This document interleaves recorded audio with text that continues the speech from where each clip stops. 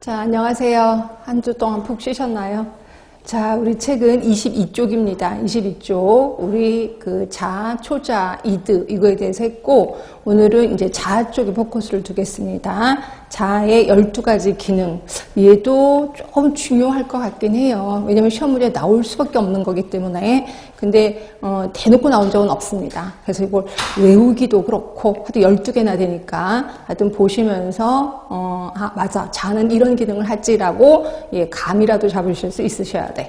자, 일단 자, 현실 검증 하죠. 아, 현실은 이렇구나라고 현실을 검증하는 거 당연하지. 그리고 현실 감각이 있어요. 우리 뭐 뜬금없이 쟤는 현실 감각이 없어 뭐 이렇게도 하는데 이 현실 감각의 기능을 하는 게 자라는 거죠. 이제 판단력, 네, 그런 것 같아요. 그리고 본능, 정서, 충동의 조절과 조정이에요. 자, 본능하면, 충동하면은 이드죠. 그 이드의 충동을 조정하는 거죠. 현실에 맞게끔 조정하는 거 또는 조절하는 거. 이거를 우리 자아가 한다. 그다음에 이제 대상관계입니다.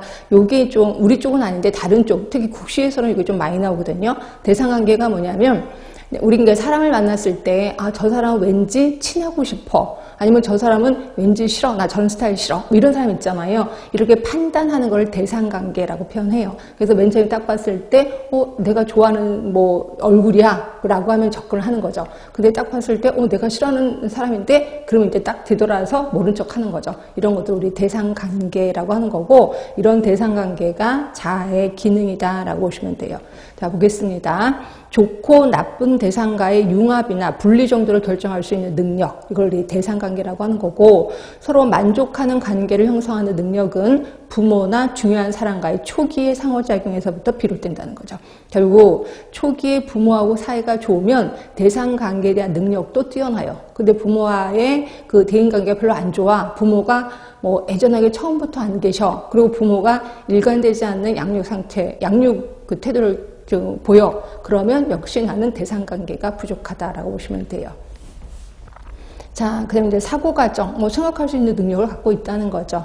자, 그리고 적응적 퇴행이에요. 내가 상태가 되게 안 좋아. 예를 들어서 남자친구한테 치였어. 그러면 저는 어때요? 그 상황을 적응하기 위해서 집에 들어가서 이불 푹 뒤집어 쓰고 그 다음에 하루 종일 있을 겁니다. 이런 걸 우리 적응적 퇴행이라고 하는 거고, 이렇게 퇴행을 함으로써 자아를 유지하려고 노력을 한다는 거죠. 이런 정적 퇴행의 기능을 하고 있고, 그다음에 이제 우리가 알고 있는 이제 앞으로 배울 방어 기능을 하고 있는 게 역시 자아.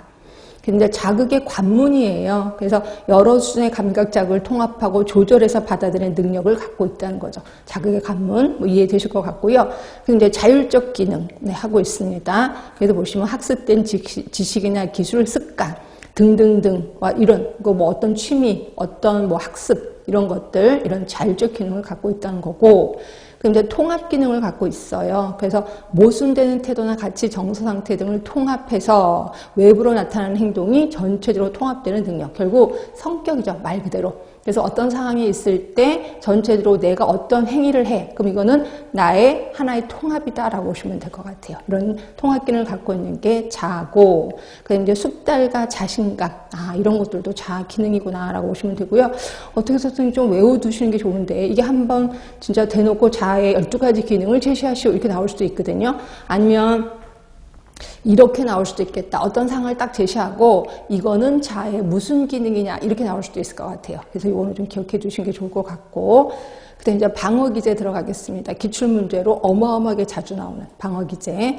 자, 보시면 불안이 발생할 때 조금 전에 배웠던 자아는 두 방법 중에 하나로 반응을 하게 돼요. 하나는 합리적으로 문제 해결을 위해서 노력을 합니다. 그래서 어떤 상황이 펼쳐졌을 때 막 생각을 해. 그래서 이럴 때는 이렇게 문제를 풀면 좋겠다라는 생각을 하게 되는 거죠.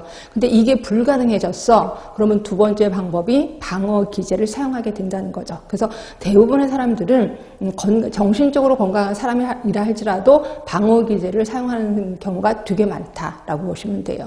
자, 그러면서 이제 방어 기제의 종류가 나옵니다. 뭐 자기애적 방어, 미성숙 방어 등등등 분류를 좀 했어요. 그렇다고 이런 걸 외우라는 건 절대로 아니고 그냥 그렇구나라고 보시면 될 것 같고요. 그다음에 이제 하나하나 들어가도록 하겠습니다. 강론으로. 자, 부정.